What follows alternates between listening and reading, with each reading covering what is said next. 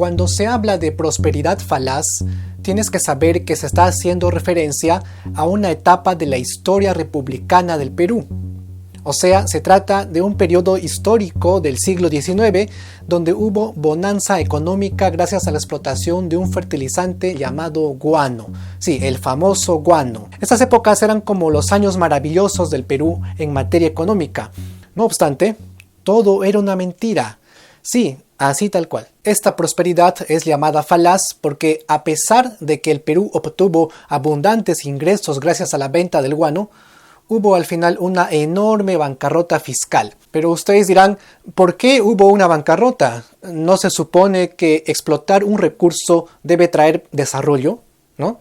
¿Ah? Si tú quieres saber por qué nos fuimos a la quiebra y cómo terminó esto, quédate a ver este video.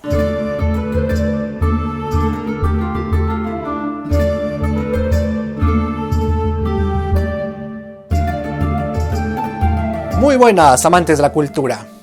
Antes de comenzar les cuento que ya somos más de 53,000 personas en Instagram. Te invito a seguirme por ahí, el enlace lo tienes ahí abajo en la reseña del video. Bueno, para empezar, debemos saber que el periodo de prosperidad falaz comenzó en 1845 y terminó en 1871. Esto es el siglo XIX, los primeros años de la República. Todo lo que te voy a contar sucedió durante el primer militarismo del Perú. ¿Por qué se le llama militarismo? Porque básicamente nos gobernaban militares. No había presidentes civiles. En esa época, para muchos resultaba inconcebible imaginar que un civil pudiese gobernar el país. Y tenía algo de sentido ya que era una época de conflictos y guerras, ¿no? El Perú era una república naciente, era totalmente aprendiz en administración de poderes republicanos. Tenía límites territoriales no establecidos. Y por todo eso eran recurrentes los conflictos. El país era vulnerable de ser atacado. Recuerden que la independencia la consiguieron los militares y era lógico que ellos se pongan a gobernar y defender lo conseguido. El poder estaba regido fundamentalmente por la fuerza bruta. Así de sencillo era la cosa. Algunos de los primeros presidentes del Perú eran caudillos que habían tomado el poder mediante un golpe militar y no terminaban su mandato porque venía otro y lo deponía. O había una guerra civil o había una rebelión. La cosa es que nadie conseguía terminar su mandato. Hasta que llegó un personaje político muy conocido llamado Ramón Castilla. Él fue el primer presidente en completar su periodo de gobierno. Fue quizás el gobernante con quien se consiguió cierta estabilidad política, social y económica.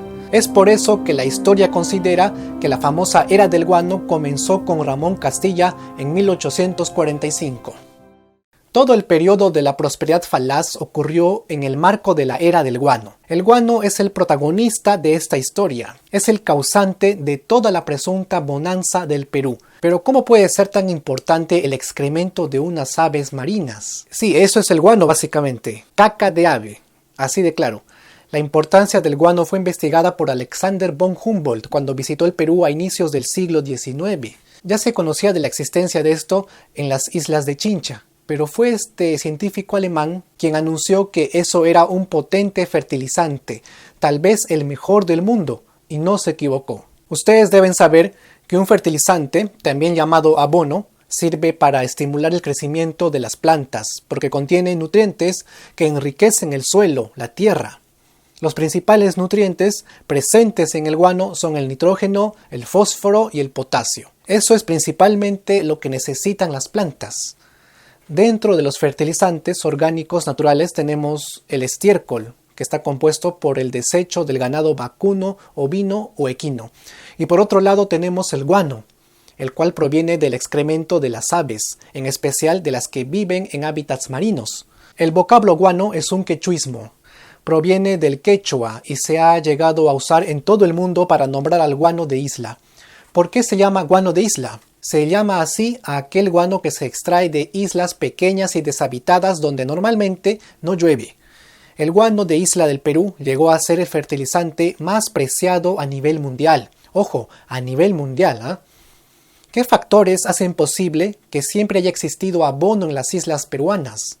El factor más importante, creo yo, es la corriente de Humboldt, llamada así en honor al científico que la estudió. Esta corriente es tan importante que explica muchas cosas en el litoral peruano. Vean, Perú está ubicado en una zona tropical. Sin embargo, a excepción de la selva, no tiene un clima tropical. Tenemos una cordillera de los Andes que nos modifica todo. Tenemos una costa árida sin lluvias. Tenemos un mar que siempre está frío todo el año, ¿no? Uno va a la playa en verano, el calor invita a darse un chapuzón, uno se mete al agua, ahí todo contento y de pronto notas ese contraste de temperatura. El agua está recontra fría. Si así es en verano, ¿cómo será darse una zambullida en invierno? Nuestro mar es frío cuando no debería serlo, ya que Perú está en una latitud tropical. Pues bien, lo que pasa es que tenemos ahí a una corriente marítima que impide que nuestras aguas sean cálidas y cristalinas, que impide que nuestras playas sean estilo caribeñas y paradisíacas. Es la bendita corriente de Humboldt, que nos trae aguas frías y grises provenientes del sur del continente y de las profundidades heladas del océano. Y le digo corriente bendita, ¿saben por qué? Porque así como nos trae esa grisácea frialdad, nos trae asimismo una bendición para compensar toda esa panza de burro que se tiene encima. La corriente de Humboldt trae infinidad de nutrientes y provoca que exista un ecosistema de zooplancton, fitoplancton, flora y fauna marítima. Dentro de esa fauna hay especies importantísimas como la anchoveta, que sirve de alimento a las aves marinas. Se dan cuenta por dónde va el asunto, ¿no? Las aves están presentes donde hay alimento. La riqueza ecosistémica del mar peruano ha provocado que existan millones de aves marinas de diferentes especies. ¿Y dónde crees que anidan estas aves que necesitan suelo firme para construir sus nidos? ¿Dónde? Sin lugar a dudas, el mejor lugar son las islas deshabitadas. En el Perú tenemos varias de estas, pero las principales son las islas de Chincha. Ahí anidan las aves guaneras y por consiguiente ahí también defecan, o sea, hacen su popó. Yo pregunto, si millones de aves han estado defecando durante miles de años, ¿qué cantidad de popó llegó a acumularse en las islas de Chincha en su mejor momento? Se estima que fueron más de 11 millones de toneladas de guano acumuladas en capas de hasta 30 metros de espesor en un área no menor a 1 kilómetro cuadrado. No me quiero imaginar qué habría dicho Juan Carlos Bodoque al ver eso. Nunca había visto tanta caca junta. Fue un espectáculo impresionante. La ausencia de lluvias en la costa peruana ayuda a que el guano se pueda acomodar formando sustratos compactos sin disolverse.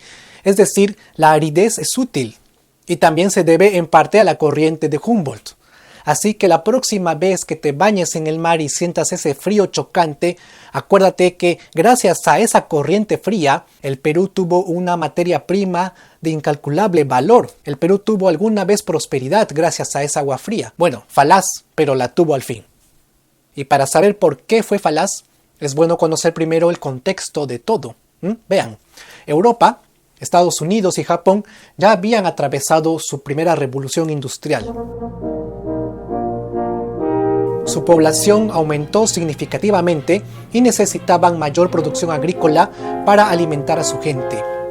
¿Esto qué significa? Que necesitaban fertilizante para sus cultivos. Además, habían desarrollado la industria textil y necesitaban grandes cantidades de cosechas de algodón.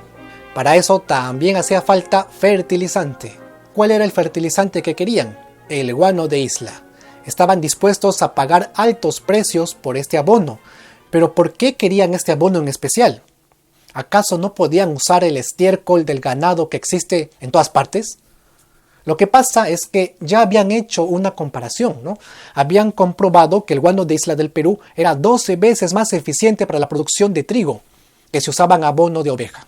Y es por eso que todo el mundo codiciaba el fertilizante peruano. ¿Cómo se comercializó el guano? Lo hicieron de varias maneras. Al principio, en 1840, el Estado le alquiló las islas a un empresario llamado Francisco Quirós. Él lo que hacía era pagar un alquiler fijo al Estado a cambio de tener el derecho de comercializar el guano, ¿no? Lo vendía a Europa a altos precios y se llevaba el 100% de las ganancias. No le daba ningún porcentaje al Estado. Solo le pagaba el alquiler, que era un monto fijo irrisoriamente bajo comparado con la ganancia que sacaba. Obviamente, este sujeto Se hizo rico explotando este recurso. Al año siguiente el Estado se dio cuenta de esta criollada y anuló el contrato de arrendamiento. Y hablando de los criollos, debemos saber que en aquella época los peruanos eran divididos en 3 clases. Estaban los criollos, que eran la clase alta, y luego estaban los indígenas y los esclavos. No se consideraban más tipos, solo esos 3, criollos, indígenas y esclavos. Más que una división socioeconómica, parecía una división racial. Y sí, había esclavitud todavía, que se abolió en 1854 durante uno de los gobiernos de Ramón Castilla. Hablando de él, ganó la elección en 1845 y buscó como sea que el Perú se beneficie del guano. Analizó la situación y vio que se requería de dinero para extraer el recurso y transportarlo. Ese era un problema porque el Estado no tenía mucha plata, éramos un Estado misio. El sistema fiscal del Perú estaba en pañales. Recuerden que éramos una república principiante. ¿Cómo éramos de misios que San Martín y Bolívar tuvieron que pedir dinero prestado a los criollos para costear la guerra de independencia? Esas transferencias eran conocidas como los famosos empréstitos y por eso los criollos estaban sin dinero. Durante la independencia les habían cobrado, como les dije, cupos de guerra, que simplemente era un préstamo hacia el Estado que aún no se había devuelto. Ante el problema de no poder invertir en el guano por falta de plata, Castilla recurre a ciudadanos extranjeros para que hagan de consignatarios. En el Perú, habían ingleses y empresarios que estaban dispuestos a costear la explotación a cambio de un porcentaje de las ganancias. Así que Castilla los contrata. A esta clase de trato se le llamó consignación. A los inversionistas se les llamó consignatarios. Uno de los principales consignatarios fue la empresa prestamista británica Antonio Gibbs e Hijos. Así fue como el Estado peruano consigue al fin beneficiarse de verdad, consigue al fin tener dinero y bastante. ¿En qué se gastaba la plata? Aquí viene lo interesante. Más del 50% de las ganancias se gastaba en pagar los aguinaldos a militares, diputados, ministros. No estamos hablando de sueldos, sino de gratificaciones, o mejor dicho, emolumentos. Era una remuneración extra, fue un gasto, no fue una inversión. Algunos lo califican como una repartija burocrática. ¿En qué se gastó lo demás? Se construyó el ferrocarril Lima y Callao, que fue el primero de Sudamérica. Se compró un buque a vapor, al cual bautizaron con el nombre de Rímac. Pero también la plata se usó en pagar deudas. Se pagó la deuda externa que se tenía con el Reino Unido debido a los servicios prestados para la independencia. Nada era gratis, amigos. Todo se pagaba. Se pagó también la deuda interna que se tenía con los criollos, quienes habían dado empréstitos al Estado para la independencia. Ojo, ¿se acuerdan de eso? Para ello se promulgó la ley llamada Ley de la Consolidación, la cual regía el pago de deuda a los criollos. Y de esta forma, la plata se iba al toque. El dinero ganado del guano se esfumaba en tiempo récord. Entonces el Estado hizo algo que no debió hacer. Comenzó a pedir a los consignatarios, o sea, a los inversionistas extranjeros, que den adelantos de las ganancias. O sea, el Estado estaba pidiendo las ganancias por adelantado. Esto no tendría nada de malo de no ser porque el gobierno estaba pidiendo mucho más de lo que realmente se producía. Y los consignatarios concedían tranquilamente este pedido porque eran empresarios prestamistas. No tenían nada que perder. Al contrario, ganaban con los intereses. Cuando el Estado agotaba este dinero extra, otra vez pedía adelanto, y otra vez, y otra vez. En otras palabras, los consignatarios estaban prestando plata al Perú en cantidades mucho mayores a las ganancias del guano. Y encima eran préstamos con intereses. O sea, el gobierno estaba endeudando al país, alegando que el guano se iba a vender con más fuerza más adelante. Estaban muy confiados en eso. Otro problema es que el Perú tenía muy poca población y no había suficiente mano de obra para explotar no solo las islas guaneras, sino también las plantas de azúcar. La esclavitud había sido abolida, así que se necesitaba hacer algo. Es así que se promulga la Ley de Migración China. Se trajeron 100.000 jornaleros chinos que fueron denominados como culíes. Estos se dedicaron a extraer el guano de las islas. Todo habría sido bien de no ser porque estos chinos laboraban en condiciones infrahumanas, en circunstancias paupérrimas de semi-esclavitud, llevándolos a muchos al suicidio. En esa época no había derechos laborales y mucho menos derechos humanos. Los gobiernos hacían lo que querían, ¿no? Los chinos eran demasiado explotados, se les daba la mitad del sueldo de un trabajador libre. No eran libres los chinos, amigos. Llevaban grilletes para que no se escapen, como se ve en esta imagen. Compartían su trabajo con los presidiarios. Dense cuenta, los indígenas de las zonas más alejadas del Perú gozaban de muchos más derechos que los chinos. Pero entonces, ¿por qué aceptaban venir al Perú? Porque muchos chinos vivían en pobreza y hambruna en China. Por eso aceptaban venir, porque les prometieron un sueldo. Sin embargo, la realidad es que esa ley de migración no era más que un tráfico de culíes. Cuando terminó el gobierno de Castilla, llegó al poder José Rufino Echenique. Él continuó la explotación del guano y construyó el ferrocarril Tacna-Arica. Compró un buque a vapor, pero también cometió escandalosos errores. ¿Recuerdan que los criollos estaban cobrando por sus empréstitos? Pues para cobrar, el requisito era presentar el documento firmado por San Martín o Bolívar. ¿Qué creen que pasó? Firmas falsas, amigos. Los criollos cometieron esa criollada, y nunca mejor dicho, ¿eh? Luego del escándalo de las firmas falsas, vino otro escándalo mayor que consistió en la entrega de territorio peruano a Brasil a cambio de poder navegar el río Amazonas hasta el Atlántico. Eso hizo que el pueblo peruano se enfurezca y que Castilla se rebele y que deponga a Echenique, y así de esta manera Castilla volvió al poder. Para ese entonces, los criollos ya tienen dinero. Ya pueden ser consignatarios. Surge ahí la figura de Manuel Pardo, quien se convierte en el líder de los consignatarios peruanos del guano. Pero vino otro problema. Para 1865 el guano se estaba acabando. Tan solo quedaba el 10% de lo extraído. Más aún, el salitre comenzó a reemplazar al guano en el uso agrícola. Y encima faltaba pagar las deudas de los adelantos. Encima tuvimos otra guerra con España por esos años. El Perú estaba endeudado hasta el cuello. Devolverle la estabilidad era todo un reto que lo tuvo que afrontar el presidente que entró en 1868, José Balta. Balta anuló el contrato con los consignatarios peruanos y concesionó las islas de Chincha a un banquero francés de origen judío, Augusto Dreyfus. A esta etapa final de la era del guano se le conoce como el monopolio de Dreyfus.